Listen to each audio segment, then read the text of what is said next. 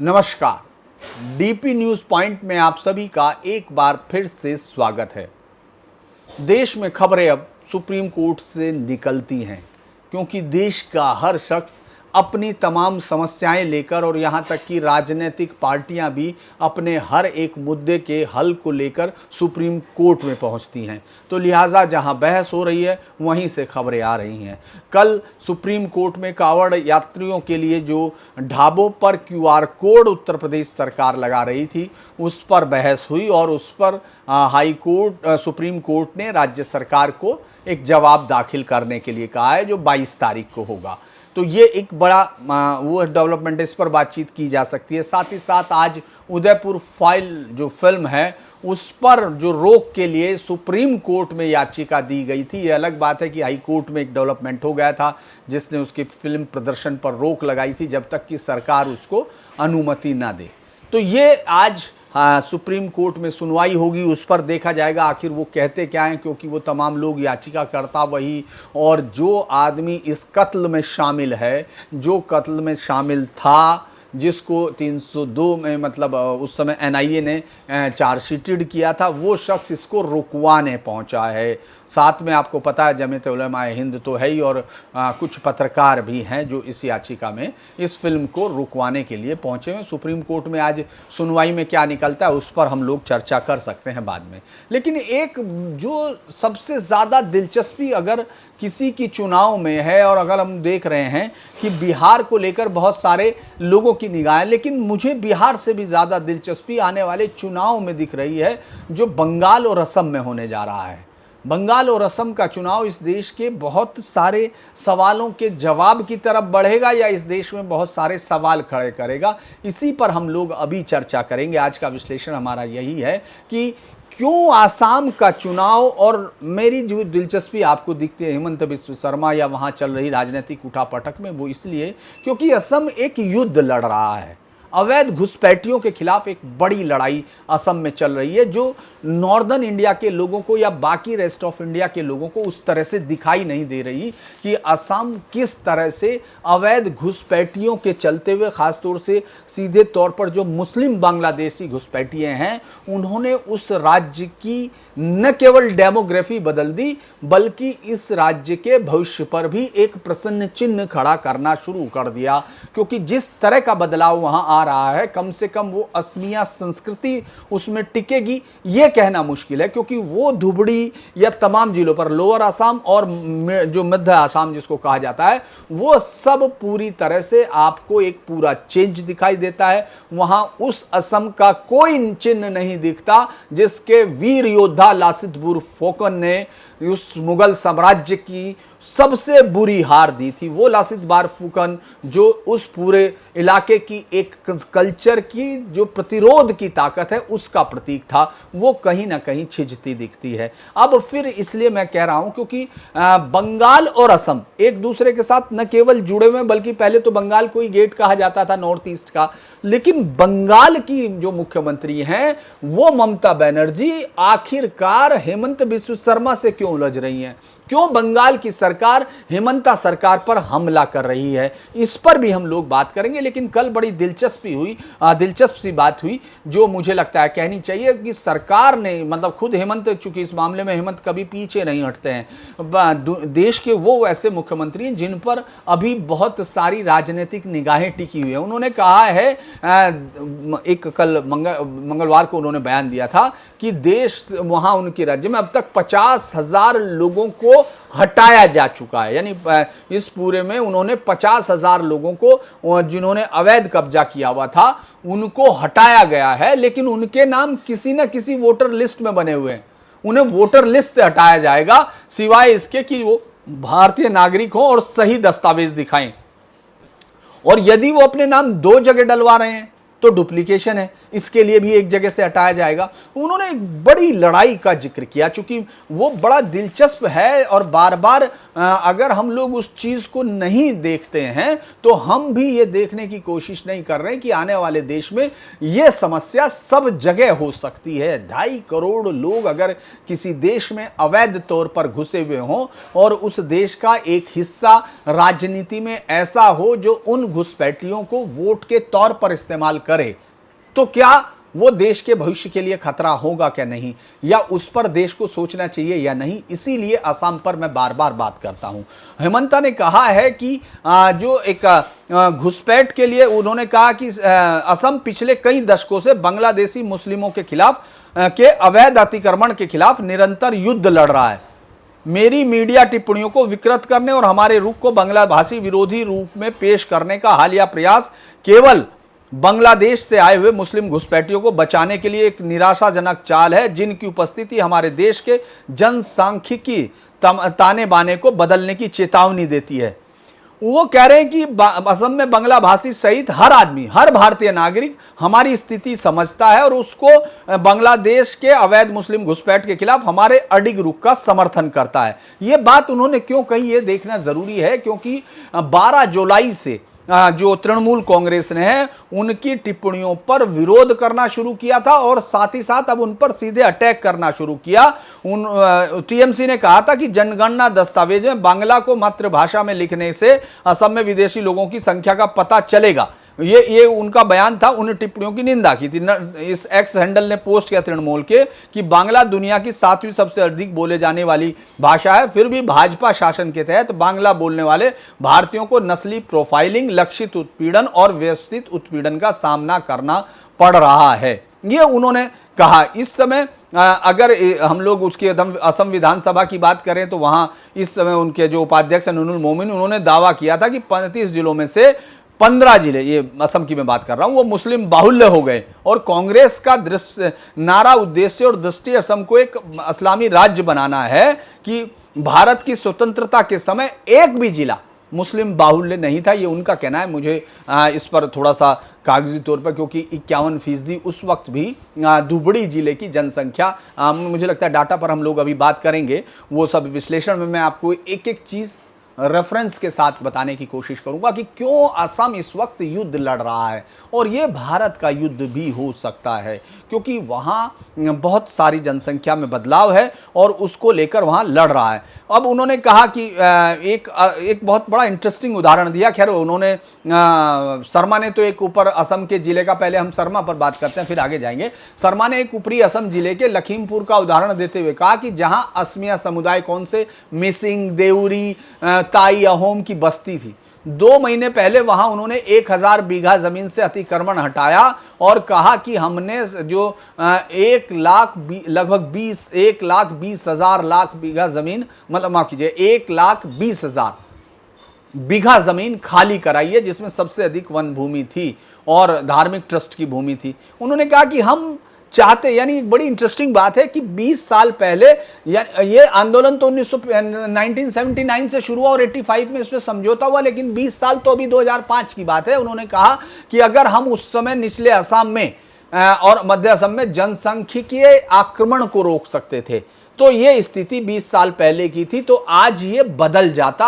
आज ये है, अब ये प्रक्रिया ऊपरी असम में शुरू हो चुकी है, यानी जो लड़ाई है वो ऊपरी असम तक जा चुकी है। अब वहां जो है ये पहले एक सीट, फिर दूसरी सीट और फिर तीसरी सीट, और फिर आप 20 साल बाद देखेंगे, उन्होंने कहा कि आप 20 साल बाद देखेंगे कि हर विधानसभा क्षेत्र में, मतलब उनका इशारा शायद विधानसभा क्षेत्र से लोकसभा का, 40-45 लाख की आबादी हो जाएगी जो राजनीतिक रूप में ताकतवर बन जाएगी। स्थानीय नेतृत्व को हटना पड़ेगा और आखिर में असमिया लोगों को बेदखल होना पड़ेगा। उन्होंने कहा कि हम जो भी कर रहे हैं जो भी कर सकते हैं वो कर रहे हैं ताकि इसको रोका जा सके।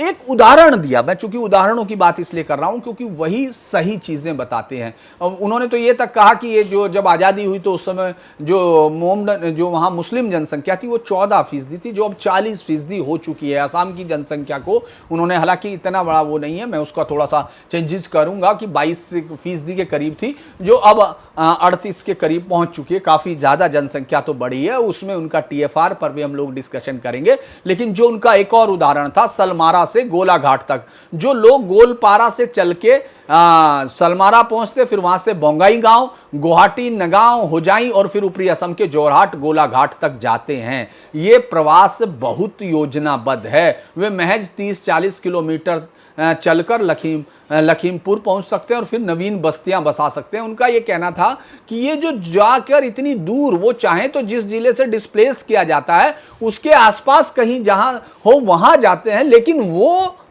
और कहीं जाकर, मतलब पूरा किसी दूसरे जिले में कहीं और दूसरी जगह जाकर वो पहुंचते हैं और वहां बस्तियां बसाते हैं। यह संगठित और दीर्घकालिक रणनीति का हिस्सा है। और एनआरसी की प्रक्रिया का उन्होंने कहा था कि भाई 2013 से कोर्ट में अभ्यास चला, वो सब हुआ, और स्पष्ट किया कि सेंसस में हम बंगाली भाषा को इसलिए कह रहे हैं कि इससे जो है एक इलीगल माइग्रेशन की पहचान हो सकती थी। उन्होंने कहा कि ये जो मुस्लिमों को, अवैध बांग्लादेशी मुस्लिमों के खिलाफ सख्त रुख को बंगला विरोधी जो पेश किया जा रहा है, ये केवल और केवल उनकी मदद है जो यहां अवैध घुसपैठिए हैं। अब मुझे लगता है कि एक और उदाहरण की उनका, मैं जब असम विधानसभा के उपाध्यक्ष नुमल मोमिन, उनकी बात कर रहा हूं कि गोलाघाट के एक क्षेत्र स्वरूप, वो मैं जब बच्चा था तो गोलाघाट के एक क्षेत्र स्वरूपा पत्थर में केवल 60-70 मुस्लिम घर थे। अब यह संख्या 6 से 7 हजार घरों तक पहुंच गई। मुस्लिम धीरे धीरे निचले असम से मध्य असम और अब ऊपरी असम में पहुंच रहे हैं। ये केवल जनसंख्या परिवर्तन नहीं, बल्कि असम में स्वदेशी असमियों के लिए खतरनाक है। ये सब चीज़ें अगर हम लोग उस तरह देखते हैं कि आखिर ये जिस तरह का बदलाव, जिस तरह को वो बात कर रहे हैं, उसको अगर हम लोग चेक करते हैं तो उसमें आपको पता चलेगा कि जो लोअर असम है, 3 हिस्सों में असम बंटता है, जिसमें लोअर असम में धुबड़ी, ग्वालपारा, बरपेटा, बोंगाईगांव, साउथ सलमारा और कामरूप है।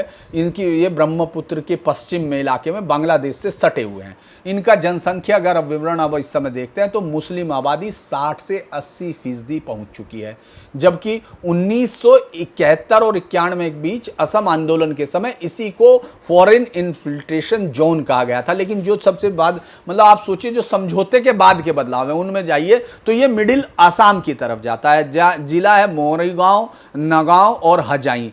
धार्मिक मिश्रण वाला क्षेत्र था।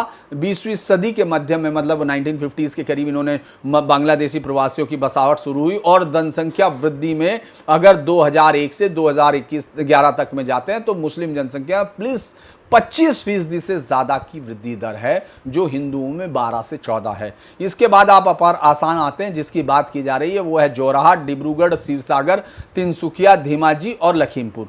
ये मुख्यतः जो अब असमिया राष्ट्रवाद है जहां उसकी बात की जाती है, यही मूल क्षेत्र है, यही असमिया आइडेंटिटी का अभी है। 1971 में यहाँ 9 से 10% मुस्लिम आबादी थी, जो अब 13 से 16 है। धीमी वृद्धि है, लेकिन ये वृद्धि अगर आप उसको बाकी सबके साथ मिलाते हैं तो हिंदुओं के साथ उसका अंतर आता है। अब हम अगर इसको जो परिप्रेक्ष्य जिसकी वजह से ये बड़ी लड़ाई हो रही है, बाद में मैं बताऊंगा कि ममता बनर्जी का लक्ष्य क्या हो सकता है। जो मुस्लिम जनसंख्या वृद्धि क्षेत्र है, 1951 में 24% धुबड़ी और ग्वालपारा में थी। 1971 में यह 28% एनआरसी से पहले गिनती, और 2011 में जो 34% वाले लोग हैं, जो जिले हैं, उनमें कौन कौन से बढ़ गए, जो उनसे बरपेटा, धुबरी, नगांव, ये इंडियन होम मिनिस्ट्री का था। यानी असम के 15 में से 9 जिलों में मुस्लिम जनसंख्या, जो हम लोग उसकी लोअर की बात करते हैं, 30% से ज़्यादा हो गई है। ये लोअर असम के जिले हैं। उर्वरता दर की अगर हम लोग बात करें, जिसको फर्टिलिटी रेट कहा जाता है, मुस्लिम टीएफआर 2.4 है, 2019 से 21 का बता रहे हैं, और हिंदू टीएफआर 1.6 है। यानी 1.9 आपको रिप्लेस करने के लिए चाहिए, हिंदू टीएफआर उससे भी नीचे गिर गया। यानी अब जो उन्होंने इसको कहा गया कि बहुत सारी चीज़ें आपने देखा होगा कि बहुत सारे जो हमारे पूर्व मुख्य चुनाव आयुक्त भी थे, उन्होंने भी उस पर बहुत ही बेहतरीन लेख लिखा कि बहुत बड़ा गिर गया। लेकिन उनका टीएफआर गिरना इतना मतलब जो मुस्लिम जो जिसको ये कहा गया कि बहुत तेजी से, उसमें 0.4 था, अब 2.4 है। ये अभी भी हिंदू जनसंख्या से लगभग 1 के करीब ऊपर है, जो वहाँ के रिप्लेसमेंट को बताता है। और अब धुबड़ी जैसे जिलों में तो मुस्लिम्स परिवार का आकार 5 से अधिक है। ये डाटा चूंकि अलग अलग जगह से हैं, इसीलिए इनको बात करने की ज़रूरत है कि जो फॉरेनर आउट का नारा था वो सिर्फ उस हिस्से में था, लेकिन ये बढ़ते बढ़ते अब आगे तक जा रहा है। लोअर आसाम में जो दिखाता है खतरा वास्तविक है या नहीं, इस पर बात होती है। ग्राउंड डाटा दिखाता है कि लोअर आसाम में अब असमिया भाषा के स्कूल्स बंद है, असमिया कम हो रही है। वक्फ बोर्ड वहाँ विवाद शुरू हुए, मदरसे वहाँ सबसे ज़्यादा हैं और वहीं जनसंख्या उसमें। तो वो बहुत सारे लोग तो ये कहते हैं कि साहब मुस्लिमों में एक ये जितनी गिर रही है उसका अंदर है सकारात्मक संदेश है, लेकिन ये बहुत ज़्यादा सकारात्मक संदेश इसलिए नहीं कहलाया जा रहा है क्योंकि वो बहुत बड़े रिप्लेसमेंट को, बाहरी अवैध आबादी को हम इसमें काउंट नहीं करते हैं। यानी अगर इसको ये देखा जाए कि इस पूरे हिस्से में जो आबादी का जो बदलाव है वो सिर्फ और सिर्फ जन्म के दर से नहीं नापा जा रहा, अवैध घुसपैठ से नापा जा रहा है। क्योंकि अगर हम लोग जो 1951 से अब की तुलना करते हैं, कुछ जिलों का ही हम लोग देखेंगे, 1951 में जो मुस्लिम आबादी थी 24.65 थी, अलग अलग सोर्स है, 22 पॉइंट भी है इसमें, और 2011 में ये 34% दो हो चुकी है। और ये माना जाता है कि ये 10% वृद्धि जो हो रही है, 10 से 12%, अगर ये बरकरार होती है तो ये 40 से 46% इस समय बैठती है, 44 से 46%, जो अभी चूंकि इसको देखना पड़ेगा। इसीलिए ये वृद्धि को बहुत इंटरेस्टिंग है, क्योंकि जो हेमंत बिस्व शर्मा ने कहा वो आज के परिप्रेक्ष्य में कहा, लोग बहुत सारे उसको 2011 की जनसंख्या से नापना चाहते हैं, जबकि वो आज की बात कर रहे हैं। अगर हम लोग धुबड़ी कुछ जिलों की बात हम निचली आसाम के कर लेते हैं, वो ये बताता है चिंता का कारण जो बहुत ज़्यादा दिखाई दे रहा है, उससे जनसंख्यिकीय जो विवरण वो हुआ उसमें मैं बताता हूँ। धुबड़ी में 1951 में मुस्लिम आबादी का प्रतिशत लगभग की बात करें 54% था,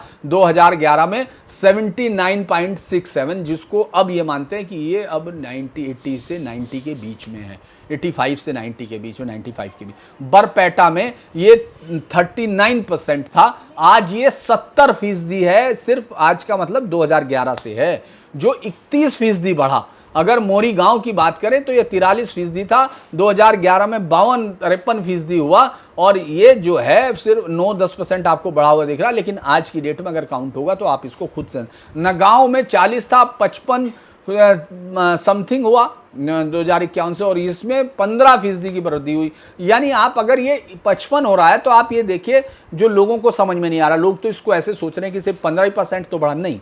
इसका मतलब ये है कि जो हिंदू रिप्लेसमेंट है, जो TFR है, वो इतना ज्यादा कम था कि वो अपने आप को रिप्लेस नहीं कर पा रहा, और जो 40% उनकी जनसंख्या थी मुस्लिम्स की, वो 55 हो गई। तो इसका मतलब हिंदुओं के जो परसेंटेज थी 60% थी, उसमें से घट के कितनी आ गई, ये 45% से वो 45% तक पहुंच जाती है, यानी 40% तक। और अगर अभी उसको देखेंगे तो वो और है, और इसका रिश्ता आपको वहां जाने के बाद ही पता चलता है, अगर आपने आसाम घूमा है, क्योंकि बहुत सारे लोगों ने आसाम को देखा भी नहीं होगा वहां जाकर, कि किस तरह से वो चेंजेस होता है। जब आप ग्वालपारा जाते हैं, जब आप धुबड़ी जाते हैं, तो आपको कई बार ऐसा महसूस होता है कि ये क्या, कौन सी लैंड है, ये कौन सी जगह है जहां आपको कुछ चीजें असमिया संस्कृति की खोजनी पड़ रही हैं। बाकी तो छोड़ दीजिए, आपको वहां असम खोजना पड़ता है उन तमाम हिस्सों में।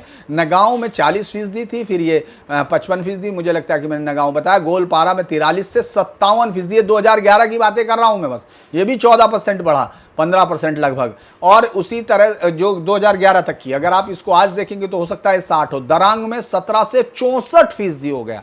आप सोचते 47% आबादी बढ़ी है। बोंगई गांव में 29 से 50% हुआ, ये 21% बढ़ी। होजाई में जो नगांव का हिस्सा था अब 53% है। ये 2011 के बता रहा हूं भाई, अगर आपको लग रहा है तो आप उसको आज से जोड़ लेना। ये जो बताती है, ये जो मैंने आपको रेफरेंस दिया, ये बताता है कि इन जिलों में मुस्लिम आबादी में उल्लेखनीय जैसे दरांग और बरपेटा में तो नाटकीय वृद्धि है, मतलब इसको कोई, और 2011 तक कई जिले जैसे धुबरी, बरपेटा, मोरीगांव, नगांग, गोवालपारा, दरांग, बोगाई मुस्लिम बहुल हो गए या उनमें बहुत बड़ा अनुपात हो गया। 2001 में सिर्फ 6 मुस्लिम जिले थे जहां मुस्लिम आबादी ज़्यादा थी। 2011 में ये 9 हो गए और मुझे लगता है 2021 का जब डाटा आएगा तो ये संख्या आप खुद से सोचें कि वो कितनी हो सकती है। अगर हम 2001 से 2011 के बीच में देखें तो असम की कुल वृद्धि 17% थी, जबकि मुस्लिम आबादी 30% के करीब बढ़ती, जबकि हिंदू वृद्धि आबादी, अब आप खुद सोचिए कि वो कहां पहुंच गई होगी। यानी हिंदू आबादी जो एवरेज 17% दोनों की मिला के 2001 से 2011 के बीच में थी, अगर वो एवरेज 17 थी तो और मुस्लिम्स की 30 थी, तो आप उसको अंदाज लगाइए हिंदू आबादी कहां तक पहुंची। ये 10% तक थी, तो मतलब जो वृद्धि दर है वो 30% और 10% का आप अंतर ये समझ सकते हैं। तो जो शर्मा कह रहे हैं कि हमारी जो लड़ाई हो रही है उससे असम की हम लोग लड़ रहे हैं, इसको वो भूमि जिहाद या अलग है, लेकिन ये सीधे तौर पर अगर हम देखें तो वो ये कह रहे हैं कि आसाम इस वक्त एक बड़ी लड़ाई लड़ रहा है और ये एक लड़ाई हिंदुस्तान की लड़ाई है, सिर्फ असम की लड़ाई नहीं है।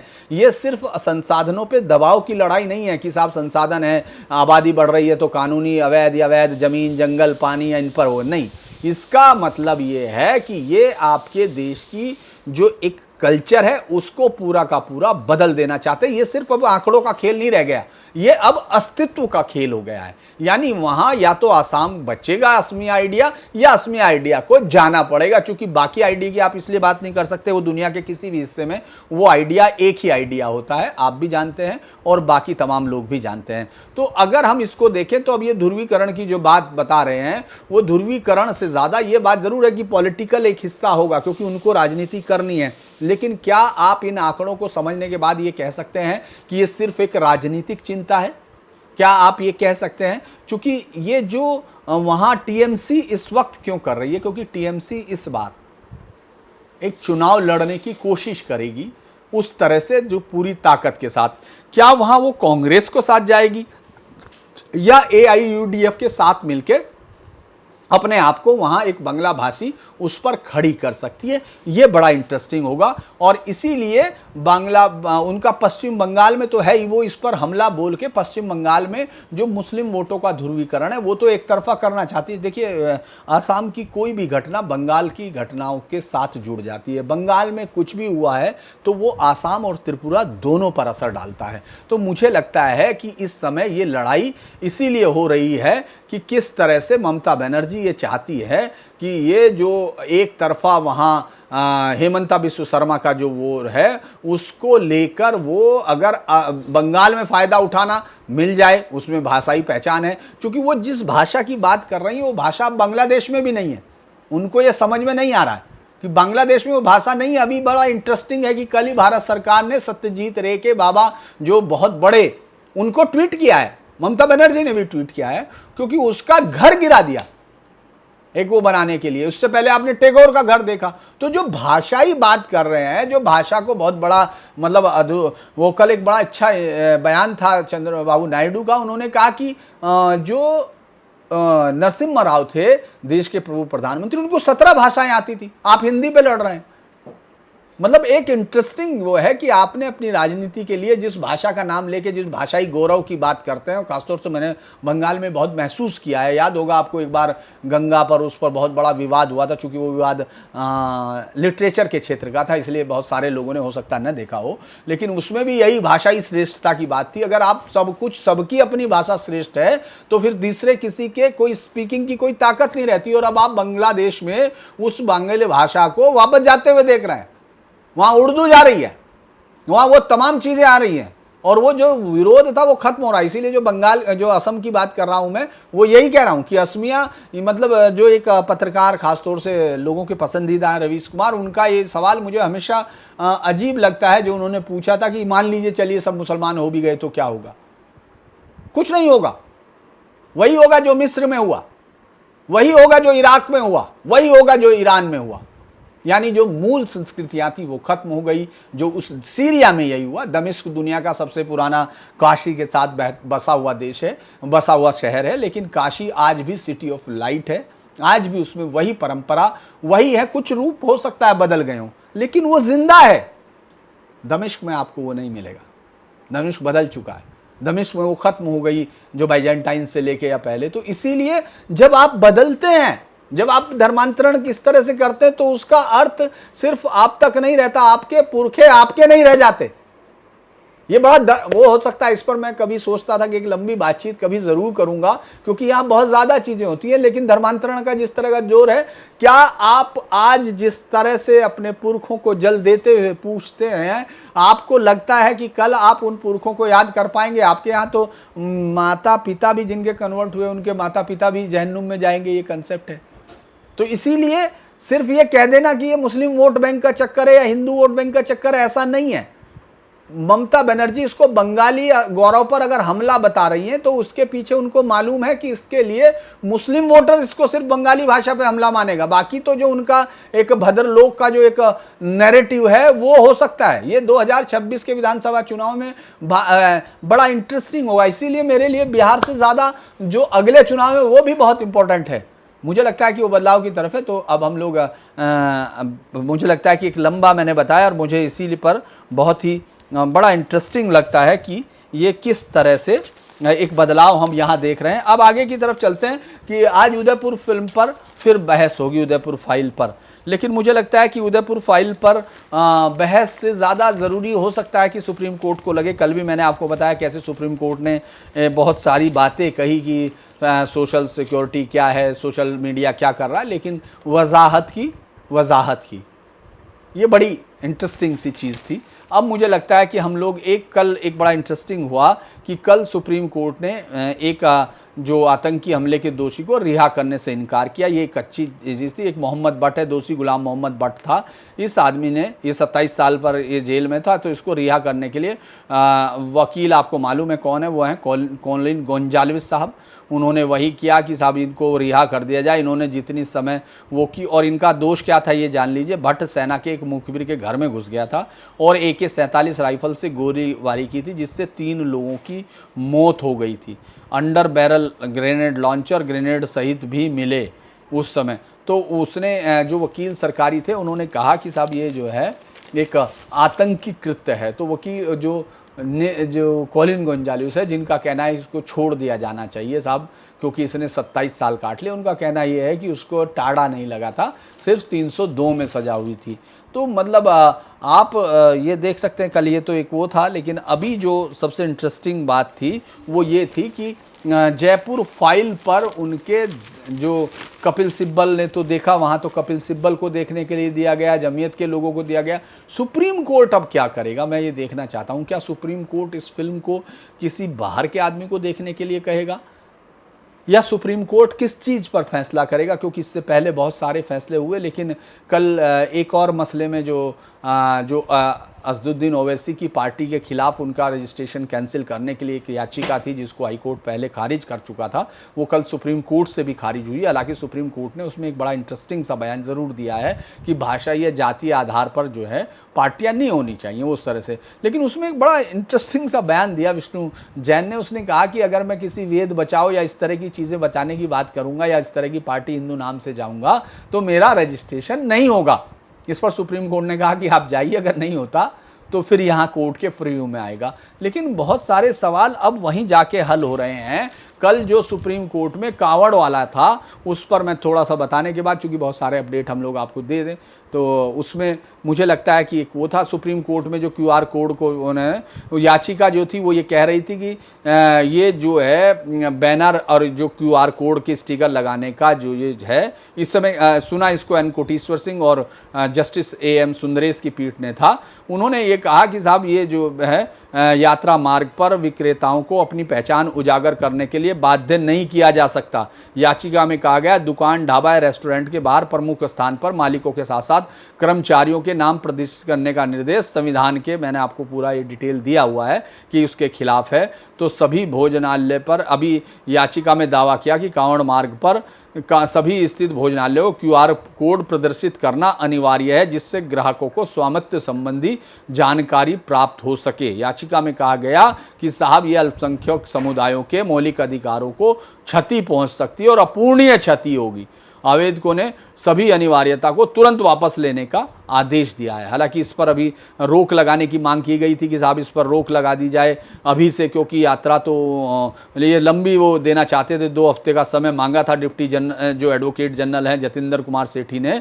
तो आयोग ने कहा, जो सादान फरासत है उनके वकील सादौन, कि वो मामले में समय समय पर बहुत महत्वपूर्ण है, समय बहुत महत्वपूर्ण है, क्योंकि कांवड़ यात्रा 10-12 दिनों में समाप्त हो जाएगी। इसके बाद पीठ ने मामले पर विचार के लिए 22 जुलाई को तारीख तय की है और उन्होंने दोनों राज्यों सरकार से, उत्तर प्रदेश से और उत्तराखंड से, ये याचिका पर जवाब मांगा है। तो अभी 22 को फिर देखेंगे कि सवाल ये नहीं कि फैसले क्या होते हैं, सवाल ये है कि उसमें टिप्पणियां क्या होती हैं। बार बार हम लोग यही देख रहे हैं कि बहुत सारी चीज़ें आप उसको कानूनी नज़रिए से देखते हैं, आपको आसाम समझ में नहीं आता। इस देश को पता नहीं क्यों आसाम समझ में नहीं आता। असम जो है इस देश का एक बहुत बड़ा सवाल है, जो मैं आज चुकी बहुत सारी चीज़ें थी, लेकिन मुझे लगता है वही एक अच्छा फैसला दिया था।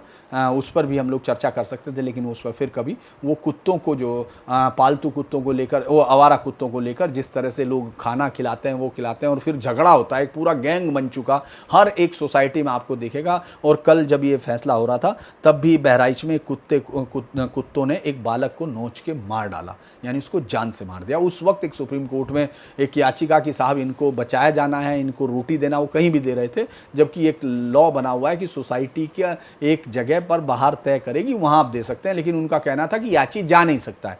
तो सुप्रीम कोर्ट ने कल एक बड़ा, मुझे लगता है एक बेहतर वो बात की, उन्होंने कहा तो फिर आप अपने घर में दीजिए। तो ये बात जब तक इस तरह के सवाल नहीं होंगे, क्योंकि इंसानी कीमत, जान की कीमत है, उन्होंने कहा हो सकता है उनके भी अधिकारों की बात हो सकती है, जीव का मानवीय बात हो सकती है, लेकिन सबसे पहले इंसानी जान की कीमत है। तो ये एक बहुत बड़ा फैसला है। मुझे लगता है इस पर और ज़्यादा लोगों को ध्यान देना चाहिए, कि क्योंकि कुत्तों के काटने की समस्या से हर साल देश में 40,000 लोग मरते हैं। तो आज के लिए इतना ही, फिर आपसे बात होगी। और आप सभी से अनुरोध है कि धीरेन्द्र डायलॉग पर हम लोग 12 बजे एक लाइव करेंगे, जो इस समस्या पर बात करेंगे, जो क्राइम की खबरें हैं उन पर हम लोग बात करेंगे। आज के लिए इतना ही, नमस्कार।